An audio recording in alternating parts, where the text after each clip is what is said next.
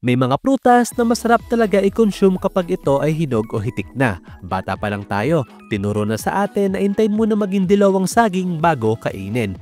Kaya ewan ko nga ba sa mga mahihilig sa hilaw na mangga, ang asim-asim pa, kinakain na. Oh and yes, inaatake ko kayong mga ino-overhype yung hilaw na mangga. Kasi para sa akin, that's an early sign ng pagiging isang PDF. Mina, what's up? Wala sa bingo card ko this year na manonood ako ng isang BL anime in my own volition. Kaya kung hindi ka comfortable o sabihin na lang natin na nandidiri ka sa ganitong tema ng isang anime, homophobic, I guess, skip mo na lang tong video na to. So for context, ang yaoi o BL aka Boys Love ay isang genre ng anime na full-on badingan. Kung malabo pa rin, basically, lalaki sa lalaki, at kung hindi nyo pa rin gets, watch this. Andyan pa ba kayo? Test lang yan, at kung hindi nyo nasikmura yon, baka hindi nyo kayanin itong anime na pag-uusapan natin ngayon. Ito ang anime na Bababan Baban Ban Vampire. And no, hindi related ang anime ito sa Dandadan. Part ang Baban Baban Ban Vampire sa lineup ng Winter Anime 2025. Tungkol ito sa isang vampira na naging houseboy o tagalinas ng isang family bathhouse na kumupkop sa kanya. Nagsimula ang lahat many years ago kung saan napasabak sa laban ang vampirang si Ranmaru. Halos hindi na siya makatayo at dahil isa nga siyang vampira, agonis sa kanya ang mabilad sa ilalim ng araw. That time, akala ni Ranmaru ay katapusan na niya, pero mabuti na lang ay tinulungan siya ni Rihito na noon ay 8 years old pa lamang. Fast forward, after many years, tumuntong na ng high school ang dating batang si Rihito na ngayon ay isa ng 15 years old na binata.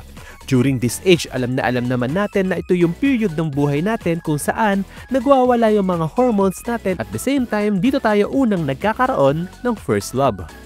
Yan ang nangyari kay Rihito nung nalove at first sight siya sa babaeng nakabanggaan niya noong papunta siya sa kanyang school. Dahil hindi na ibang tao para sa kanya si Ranmaru, siya ang unang pinagsabihan niya tungkol doon. Pero parang may mali. Kasi instead na suportahan siya ni Ranmaru bilang halos nakakatandang kuya na ni Rihito, medyo violent reaction na naging approach ni Ranmaru sa balitang natanggap niya. Bakit? Kasi nga naman, let's say nagkaroon si Rihito ng jowa. May chance na sila ay As a responsible adult, ayaw siguro ni Ranmaru na masira ang future ni Rihito, lalo ngayon ang hirap mag-anak sa ganitong ekonomiya. Ganun siya ka-caring kay Rihito, at siguro ito ang way ni Ranmaru para magpasalamat sa taong sumagip sa buhay niya.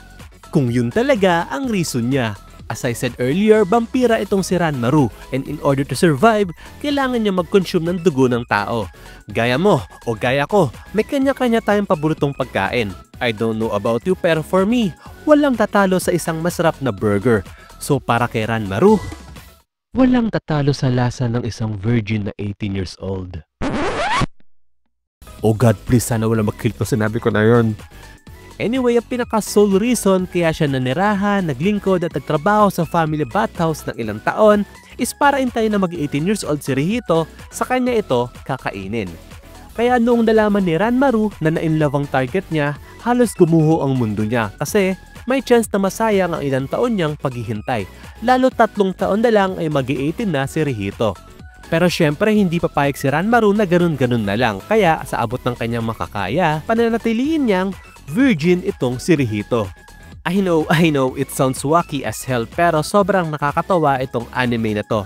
Halos it reminds me nga sa local film na This Guy's in Love with You, Mare. Kasi yung babae na gugustuhan ni Rihito ay kay Ranmaru pa nga nagkagusto. Like, sobrang comedy gold.